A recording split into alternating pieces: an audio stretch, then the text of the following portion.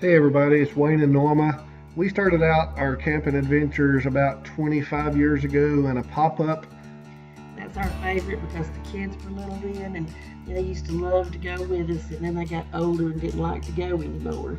So we drove the pop-up to California and back. We enjoyed it and loved it. We've loved RVing all of our adult life. So now we're planning a big trip this summer.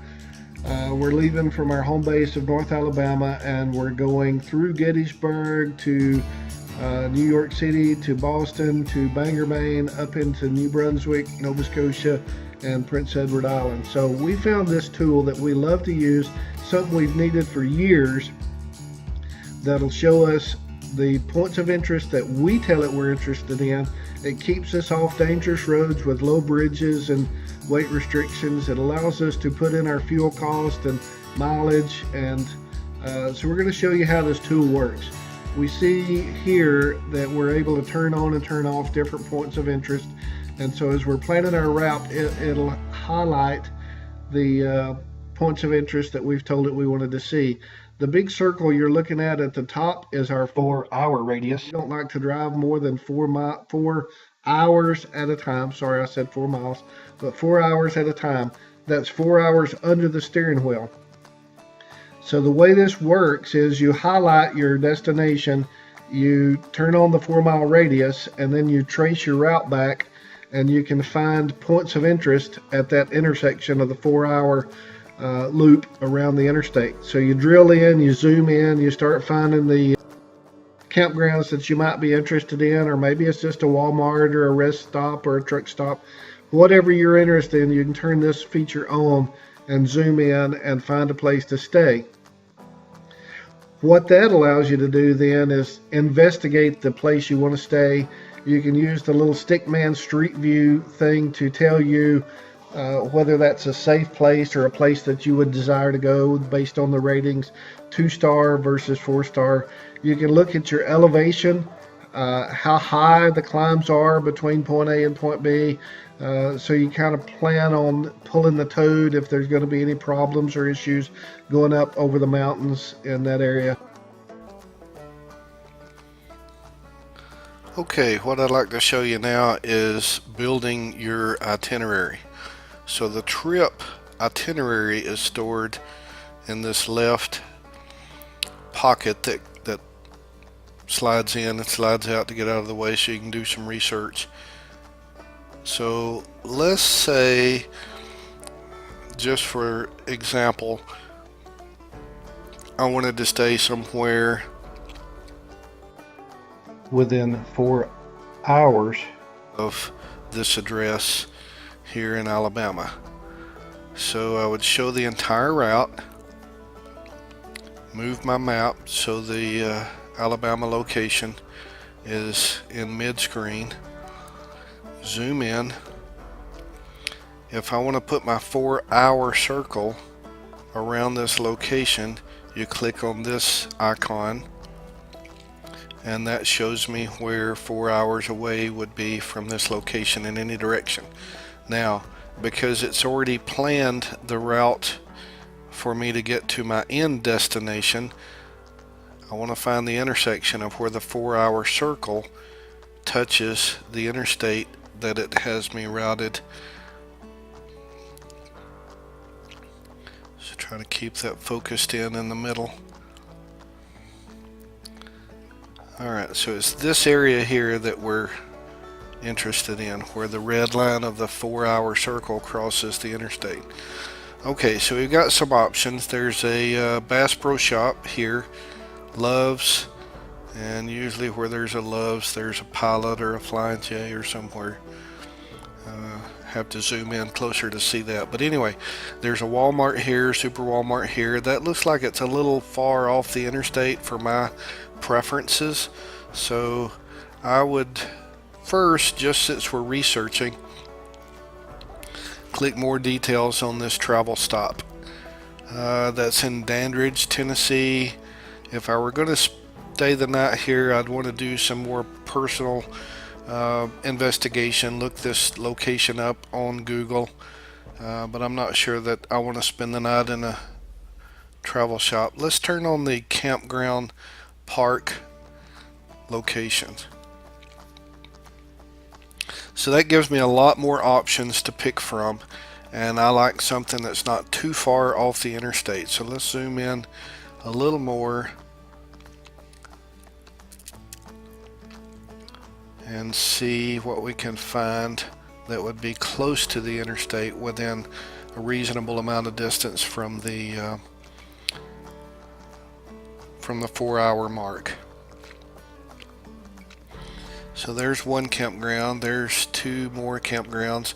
Now what I like is, real quick, as you're mousing over this, you can see 5 people have stayed here and it has a 2.5. Well, that's not very good, so I'm not going to even waste my time. Here's another one. 12 people reviewed this one. It's a 2 out of 5. I don't like that.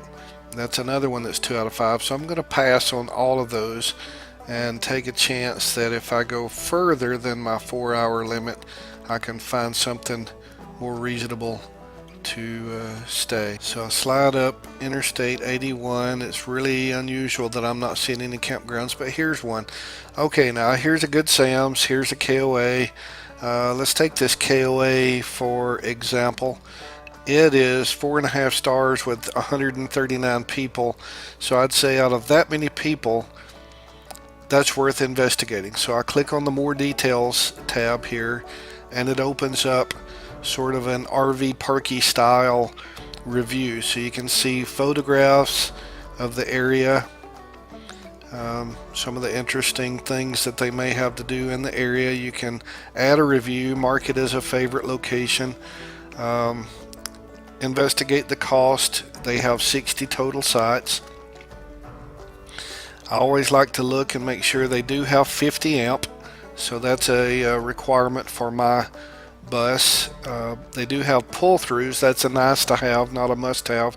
A pull-through keeps me from having to take the toad loose from the back of the RV. Back inside means naturally I've got to take the toad loose. They do have Wi-Fi. That's a must for me, not a nice to have, because I do work as much as I can. So I'd say this one is worth adding. So let's say I'm going to stay one night here. Because of my preferences, the application here knows that I've said I will pay up to $50 a night for my campgrounds. Here I like to put in the phone number of the location. If I'm going to stay there, I want quick access, so this phone number would stay in my itinerary, and I'll show you that just in a second. Just after Sugar Hollow Campground, and add to trip. Okay, so you see it popped in here.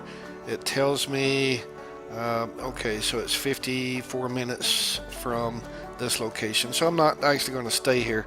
It's just showing you how to manipulate things. So as I find out more about the Bayleton KOA park, I can go back and put my comments. I can put reservation information. It tells me, the application tells me by default how much my camping fee is. So let's say it ends up being $45 with discount, senior discount. And let's say that I don't spend anything on food that day. So you can customize all this information and save it. So the nice thing, and the point I wanted to illustrate here, is when you email your itinerary, it knows who you are and it sends it to your account's email address, and I'll show you what that looks like just in a bit. Here, so my account in the trip planning wizard knows my email address, so I just click email the itinerary and it shows up in my inbox as RV Trip Wizard. Okay, after you get your itinerary emailed to you and you find it in your inbox, you can open that up and you see it's nicely formatted, looks very professional. It tells you how many stops you have, total miles, and your total cost estimated based on the facts and figures that you gave it in your personal preferences. So in this case, we'd be leaving Canada on Monday, March the 25th, and you go down through here. Now if you notice the notes that you added to your input, you have the phone number, how many sites they have, possibly your reservation number, if you call them and have a reservation number. So this printed copy, an emailed copy, gives you the confidence knowing that you have everything at your disposal as you're leaving. You know where you're going, how you're going to get there, how long it's going to take. And the planning is just so much easier using a tool that has the evaluation of the campgrounds and the stop points built right into the tool, and it gives you the comfort of knowing that you're not going to be going under any 10-foot bridges when you're a 13-foot tall motorhome. Okay, I'd like to leave you with this list of items to think about when you're leaving for a long trip. We've had breakdowns and not life-threatening emergencies, but certainly times that cause panic because we didn't have some of these things handy that we sure wish we would have. So keep these in mind and have a safe trip. Enjoy life.